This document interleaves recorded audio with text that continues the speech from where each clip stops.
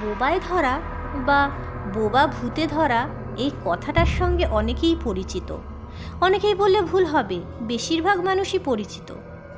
এটাকে বৈজ্ঞানিক ভাষায় বলা হয় স্লিপ প্যারালাইসিস।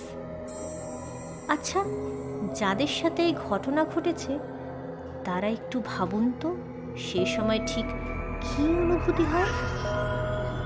হ্যাঁ, সারা শরীরটা পাথরের মতো শক্ত হয়ে যায়, নাড়াচাড়া করার কোনো ক্ষমতা থাকে না।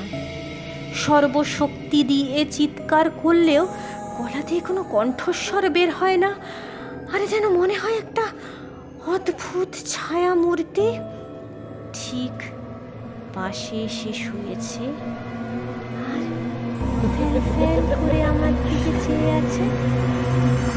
সে কি ভয়ঙ্কর অনুভূতি, ভাবলেই যেন সারা শরীর ঠান্ডা হয়ে আসে। ঠিক সেই সময় ভগবানের নাম জপ করলেই ব্যাস, সব নর্মাল, সব কিছু ঠিক আগের মতন স্বাভাবিক হয়ে যায়।